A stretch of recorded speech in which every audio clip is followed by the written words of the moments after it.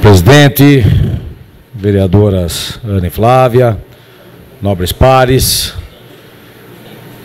a imprensa, guarda municipal, aos amigos que na maioria das segundas-feiras estão aqui prestigiando as sessões da Câmara. Eu estou um pouco rouco, fui lá no seu bairro, Paulinho, lá na vila, fui jogar truco e perdi. Então, e fiquei rouco ainda. Mas vamos lá, na verdade, eu nem iria fazer uso da tribuna hoje. Na verdade, quando a gente usa a tribuna, geralmente você está falando de alguns problemas correlatos ou de algumas soluções, seja na água, na saúde, no transporte, na segurança. E só fazer dois comentários que eu ouvi hoje aqui, da questão do plano diretor. O Rodrigo colocou 2 pontos, eu só vou externar esses 2 pontos. A qualidade da água da capela, ela está inferior ao que deveria ser, ou seja, pelas normas. Lógico, a tendência da qualidade da água da capela está cada vez pior. Você tem uma estação de tratamento que tem a capacidade para tratar 100 metros cúbicos, e há anos e anos, ela trata 170, 180 metros cúbicos por hora.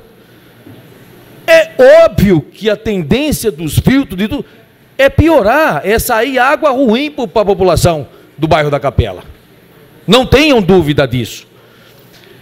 É a mesma coisa, você tem um carro, cabe 5, você põe 9 para andar dentro, vai estragar muito mais rápido do que o natural. Então não tenham dúvidas que é isso. E nós estamos esperando o milagre da ETA 3 para poder abastecer o bairro da Capela. Já funciona pelo menos o laboratório. Nós estamos esperando, Florentino, que eles possam tratar a água e tratar o povo da Capela, que nós já não nos cansamos de falar, 1/3 da população mora lá. É a espera de um milagre, Florentino, é verdade, é a espera de um milagre, foi lindo. Outra coisa, ótimo, estão fazendo um reservatório lá na ETA 2. Bacana, bonito, maravilhoso. A ETA está aqui, o reservatório está aqui. Aí você vai tratar água aqui, você bombeia para cá. Depois você joga tudo para cá e bombeia para a cidade. É obra de português, gente. Não é possível. Não vai derrubar, mas é obra de português, não é possível. Fizesse o reservatório para baixo, a água desce por gravidade e automaticamente ela vai ser bombeada. Ela precisa bombear 2 vezes. Mas tem coisa, gente, que é duro. Mas sabe o que é? É dinheiro público. O dinheiro público faz o que quer, depois arrebenta, depois quebra, se vira. O dinheiro público paga aluguel, ninguém entra dentro do prédio e não acontece nada. É assim, é o dinheiro público. É o que acontece aí na nossa cidade. Mas eu vou falar rapidamente aqui sobre a votação contrária aqui do relatório e dizer sempre, gente, aqui nós discutimos as ideias. Não tem nada que ser pessoal. É a questão de você ler, entender e fazer a opção de votar de um jeito A ou de um jeito B. O relatório da CPI, ele não está ruim. Na verdade, ele foi grande parte extraído do que o Tribunal de Contas aponta das contas do prefeito, e grande parte do que ele usa como defesa no relatório, também a defesa da municipalidade perante as contas. Muito simples. É só vocês pegarem o que o tribunal fala das contas e pegarem a defesa do executivo, 95% aqui. É exatamente isso. São as peças encaixadas nesse relatório. Tem as decisões. Mas, por exemplo, quando eu fiz essa analogia de um item, e eu vou citar para vocês alguns aqui, principalmente da 2015, e tem uma da de 2016 que eu fiquei muito preocupado. E eu espero que o Tribunal de Contas tenha errado, que é a aplicação de 24,16 na educação de Vinhedo. Eu espero, e eu não acredito, eu acho que Vinhedo gastou muito mais que isso, mas preliminarmente é apontado pelo tribunal um gasto de 24,16 na educação.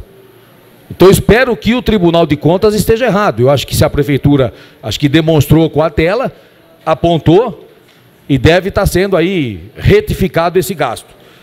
Mas, por exemplo, não dá para você negar todo o acontecido de 2015, um cancelamento de empenhos liquidados na ordem de 18 milhões e para fornecedores de 19 milhões de reais. Um resultado deficitário, onde é até admissível por 30 dias o Tribunal de Contas, mas foi na ordem de 11,31, ou seja, quase 38 milhões de reais de déficit. Isso é o que deu, isso é o que apurou. Enquanto o Executivo Municipal achava que o orçamento estava superavitário, então fizeram a conta de ponta cabeça. E esse é o resultado do Tribunal de Contas, né? Na verdade, ele fala que, além de tudo isso, cresceu a dívida em 215%. Gente, não cresceu 5%, não cresceu 7%, ou 10% da inflação, cresceu 215% o relatório do Tribunal de Contas. E aí você tem, com tudo isso, o pagamento, ele cita, não que seja ilegal, mas, gente, se a coisa está ruim, dentro da sua casa, o que é que você faz? Você segura as rédeas, você gasta menos. E com todo esse déficit que vinha na conta de 2015, olha, nós já estamos danados mesmo, nós já gastamos um monte, vamos contratar um monte de show aí. Aí gasta mais 1.602.000 com show. Não é que a contratação, eu não estou falando que foi improbo a questão da contratação dos shows. É que naquele momento a situação já era muito ruim. Olha, mas está muito ruim, mas então eu vou gastar um pouco mais. Eu vou gastar mais 1.600.000 fazendo show para Vinhedo. Quer uma parte, vereadora? É que eu estou sem óculos, eu não enxergo, é que você deu a impressão que você estava... Então, a situação de liquidez, gente, começou com 0,75%, depois caiu para 0,15%, o que é muito preocupante. Uma outra situação que não dá, sempre os prefeitos tiveram um remanejamento razoável, ou foi de 10% do orçamento, ou foi de 12%, ou foi de 15%, exceto agora, lá atrás, um prefeito que teve 3%, porque também teve 30% e depois teve 3%, e agora, que acho que foi aprovado 5% para o prefeito, que 5%, 4% de quase 500 milhões, são quase 20 milhões, que não é pouco dinheiro. Então, quando é bastante dinheiro para remanejamento. E o que é isso?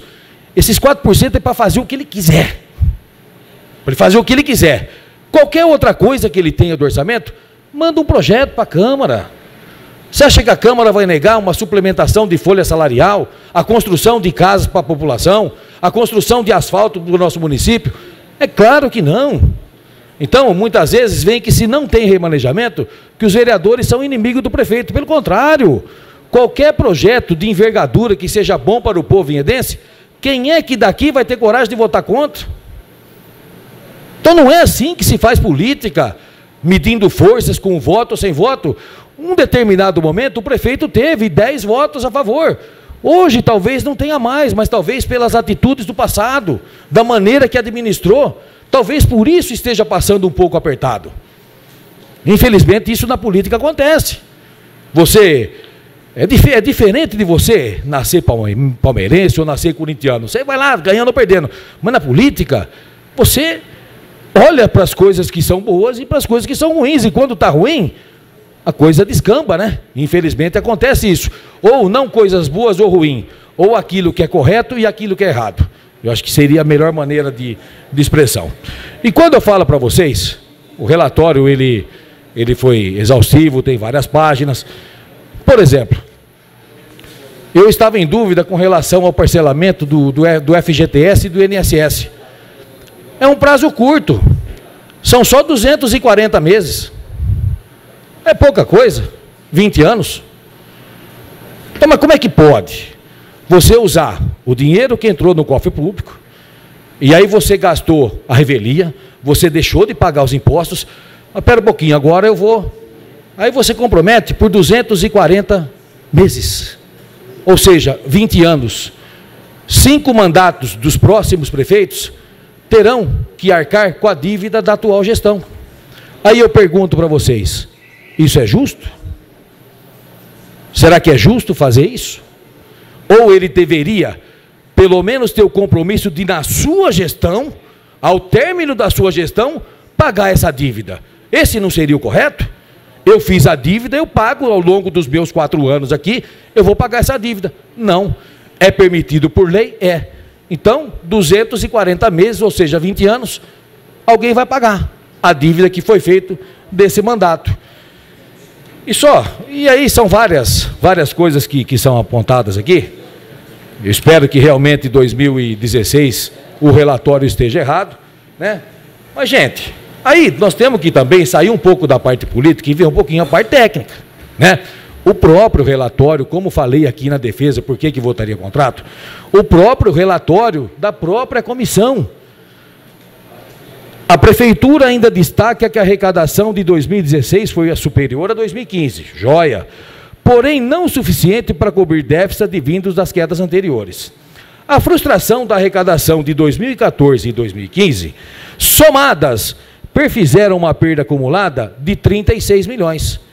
Tá bom, perdeu 36 milhões daquilo que ele tinha expectativa de entrar, porque os prefeitos precisam entender o seguinte: você estima a receita. Eu estimo que eu vou receber tanto. E isso pode não acontecer. Agora você fixa a despesa. E, gente, qualquer prefeito, qualquer assessoria econômica, no primeiro quadrimestre, ele já sabe se ele vai executar o orçamento até o final do ano. Então, se viu que a coisa está ruim aqui, você já começa a apertar o cinto porque os outros 2 quadrimestres são ruins. Aí, não aconteceu nada no primeiro quadrimestre, não aconteceu nada no segundo, no terceiro, estourou a bomba. E quando eu falo para vocês, se mesmo assim a prefeitura admite que ela iria receber em 2014, 2015, considerando a inflação dos períodos, 36 milhões, como é que se explica uma dívida de 100 milhões? Eu gostaria que alguém me explicasse.